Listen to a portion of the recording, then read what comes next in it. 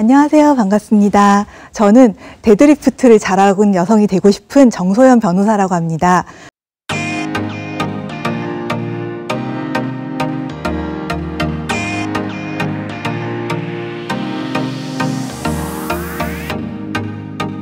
저는 이번 스포츠인권 문화확산 캠페인에서 성폭력을 주제로 말씀을 드리려고 합니다. 성폭력에 대해서 말씀을 드리면은 제가 정말 꼭 말씀드리고 싶은 게 성폭력은 언제 어디서나 발생할 수 있어요.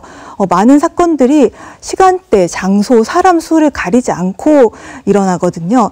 왜냐하면 뭔가 새벽 이럴 때 발생할 것 같다, 음침한 곳에서 일어날 것 같다, 이런 이미지가 있잖아요. 근데 그렇지가 않고 사실 성폭력 범죄에 실질적으로 소요되는 시간은 굉장히 짧습니다.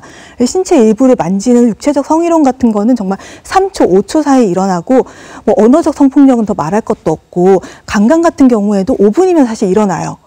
그래서 이런 성폭력 같은 경우에는 이런 어디서나 일어난다는 특징 때문에 자연스럽게 이어지는 게 피해자가 이걸 예방하거나 입증하는 게 굉장히 어렵습니다. 실제로 성폭력 사건이 일어나면은 피해자도 그 순간에는 지금 무슨 일이 일어났지? 내가 지금 착각했나?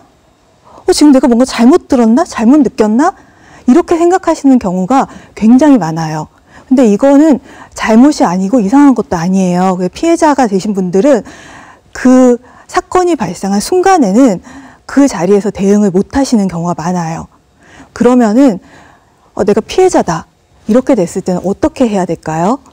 일단은 강간이나 중강간인 경우에는 반드시 경찰에 신고를 하세요. 이게 망설이시는 분들이 굉장히 많거든요. 그리고 망설이시는 게 이해는 해요. 정말 이해는 해요. 그리고 수사기관이나 법원에 대한 불신도 있으실 거예요. 뭔가 법을 믿을 수 없다. 수사기관에 가면 나는 2차 가해를 당할 것이다. 이렇게 생각하시는 분들이 계신데 사실은 여러분 뉴스에 나오는 거 있잖아요. 그거는 뭔가가 이상하니까 보도가 되는 거예요. 그래서 특별한 사정이 있는 거죠. 그 사건에는. 판례도 마찬가지예요. 여러분들께서 보시게 되는 판례들은 뭔가 특별한 사정이 있는 것들이에요.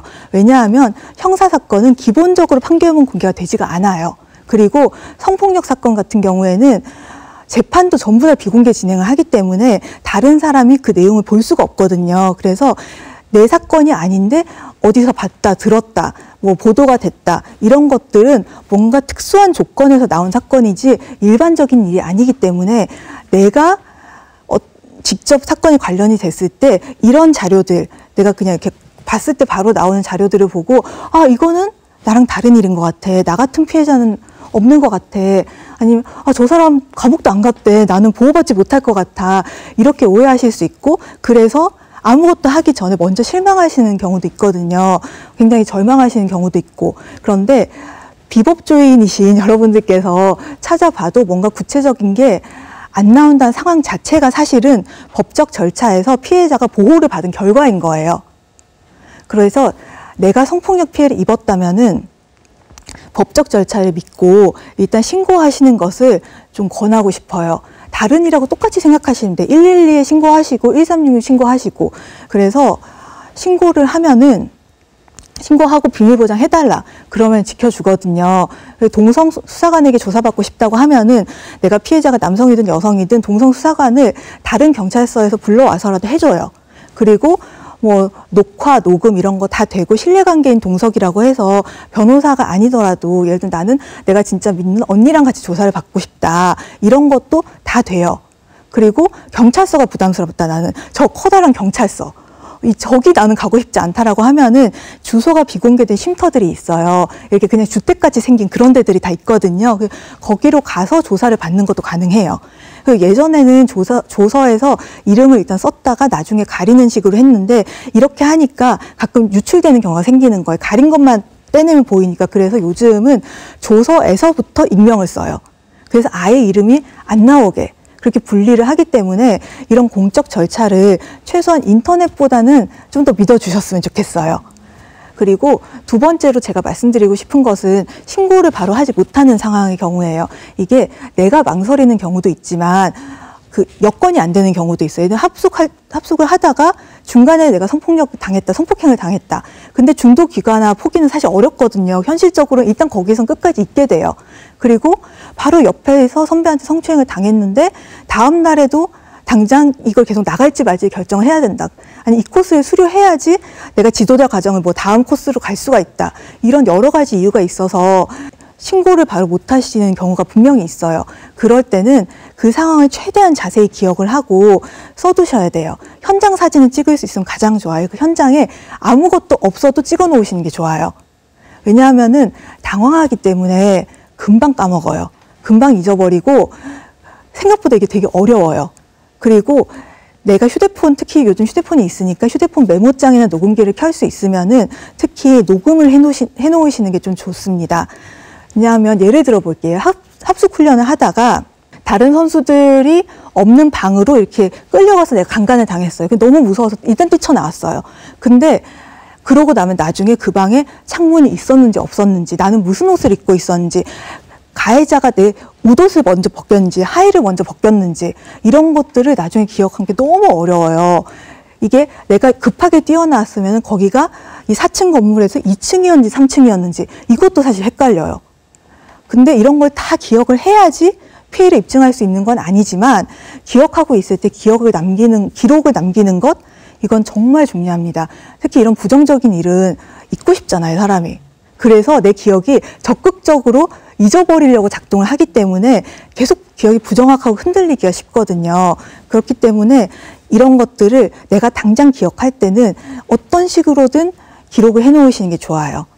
특히 물적 증거가 있으면 반드시 보존을 해두셔야 돼요. 강간이면은 그때 입었던 옷을 무조건 빨지 말고 보존하셔야 되고, 병원에 갈 때까지 샤워 안 하시는 거, 이게 진짜 굉장히 어렵습니다. 그거 진짜 알아요. 왜냐면 너무 씻고 싶거든요. 진짜 너무너무 씻고 싶어요, 내 몸을. 그리고 이 옷도 당장 갖다 버리고 싶어요. 근데 이걸 보존을 해놓기만 하면은 그 다음에 공적 절차에서 내가 그게 없는 경우도 훨씬 덜 힘들어요. 예를 들면은 물적 증거가 없으면 반복적으로 진술을 해야 되거든요. 뭐 2차, 3차까지 진술을 해야 되는 일이 흔히 발생하는데, 물적 증거가 있으면 그냥 국가서 유전자 검사 보내면 돼요. 그렇게 해서 내가 생각이 바뀌었을 경우에 나를 편안하게 할 수 있는 것이다. 이렇게 생각하면서 증거 보존을 위해서 좀 버티신다고 해야 될까요? 그렇게 하시는 게 좋아요. 그리고 또 반복적인 성폭력이 굉장히 많이 있거든요. 특히 폐쇄적이고 서로 아는 사이에서는 단발적인 성폭력보다는 반복적이거나 최소한 한 번 이상 발생하는 경우가 많아요. 그래서 여러분들께서 어떤 이제 성폭력을 겪었는데 반복적으로 겪었다라고 하시면은 그것도 이런 스포츠계 같은 폐쇄되어 있고 좀 서로 간에 아는 안면이 있는 사이에서의 자연스러운 특징 중에 하나지, 내가 뭔가 특별히 취약한 점이 있거나 내가 이상한 점이 있어서 내가 2번, 3번 피해자가 됐다라고 생각을 하시면 절대 안 돼요. 이걸 그냥 한 번 더 말씀을 드리고 싶어요. 그리고 처음 피해를 입었을 때 경찰 신고도 아직은 할 생각이 없고 잘 모르겠다, 혼란스럽다, 그러신 경우에는 이런 일이 또 있을까라고 생각을 하면서 지나가지 마시고 기록을 해두세요. 일기를 써두시는 것도 좋은 방법이에요. 요즘 워낙 SNS를 많이 하시니까 SNS에 쓰시는 경우들도 있더라고요. 특히 젊은 분들 같은 경우에는 그날 인스타에 뭐 예를 들면 까만 바탕으로 해서 뭐 오늘 너무 충격받았다, 뭐 이게 뭘까, 뭐 샵 운동 계속 할까, 샵 다 그만두고 싶다, 뭐 이런 걸 하시는 분들이 계신데, 아직은 이 온라인 기록은 작성일자 확인이나 현출이 좀 어려워요. 왜냐하면 나중에 수정이 가능하잖아요. 그래서 쭉 쓰던 다이어리나 아니면 식단 기록장 같은 거 운동하시는 분들 많이 쓰시던데, 그런 거나 아니면은 급식 식단표 있잖아요. 종이로 나오는 거, 이런 거 뒷면 같은 곳에다가 써두시는 것도 그 시점을 좀 정확하게 남길 수 있기 때문에 도움이 되고, 녹음기도 좋고, 휴대폰에서 하시면은 사실 메모장보다는 녹음기가 좀 더 좋아요. 메모장도 날짜가 계속 바뀌잖아요. 내가 수정할 때마다 바뀌잖아요. 그렇다 보니까 녹음기가 휴대폰에 저장도 되고, 나중에 녹음기는 내가 피해자인 내가 그 순간에 말하는 분위기, 어조, 녹음 시간, 내용 이런 게 다 확인이 되기 때문에 좀 좋은 방법인 것 같아요. 나중에 녹취를 이렇게 쭉 뽑으면 되거든요.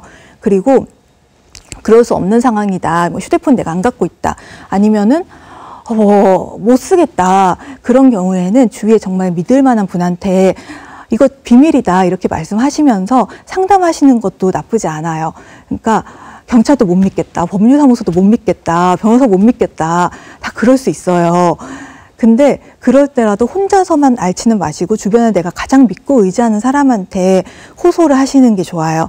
예를 들면 카카오톡 메시지나 문자 같은 것으로 이것도 다 증거가 되거든요. 가해자를 구체적으로 말하지 않아도 돼요. 예를 들면 이번 MT 때 너무 충격적인 일이 있었다. 그래서 기분 전환하게 우리 좀 만나자. 이런 얘기를 하신다든가 아니면은 아까 코치님이 자세 잡아준다면서 나 이렇게 만지는 게 좀 찝찝했는데 혹시 너한테도 코치님이 이런 적이 있냐라고 그런 대화를 하면은 답이 없다고 와도 그 자체가 물증이나 참고 자료로 다 활용이 될 수가 있어요. 그리고 피해자와 가해자가 원래 아는 사이인 경우 굉장히 많죠. 사실 비면식보다 면식의 경우가 압도적으로 많아요. 원래부터. 이런 경우에는 피해자의 행동이 두 가지 패턴이 있어요. 첫 번째는 가해자가 보기 싫어요. 가해자 너무 보기 싫으니까 휴대폰에 있던 연락처도 삭제하고 차단하고 그동안 기존에 있었던 대화도 다 지우고 이러시는 경우가 있어요. 그 사람에 대한 걸 내 주변에 남기고 싶지 않다는 마음이에요. 근데 이게 나중에 피해 사실을 입증할 수 있는 관련 자료까지 다 삭제가 될 수가 있어요.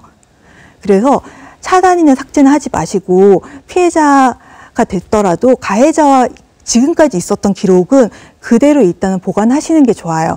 성폭력이 발생하기 쉬운 구조를 한 번에 다 고치기는 어렵거든요.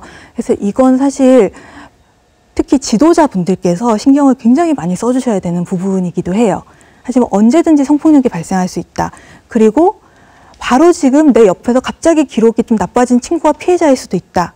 이렇게 생각을 하고 서로를 조금 더 유심히 지켜보고 격려하면서 운동을 해나가면 그래서 피해자가 피해 사실을 밝힐 수 있고 지도자가 피해자를 포착할 수 있고 그래서 운동을 포기해야 하는 내 인생은 앞으로 어떻게 흘러가나 이런 극단적인 고민 없이도 구제가 될 수 있다면 제일 좋을 거 아니에요. 그래서 그런 스포츠계가 되도록 함께 노력할 수 있었으면 좋겠고 바로 그 노력의 과정에 이 강연이 도움이 되었기를 바랍니다. 네, 들어주셔서 감사합니다.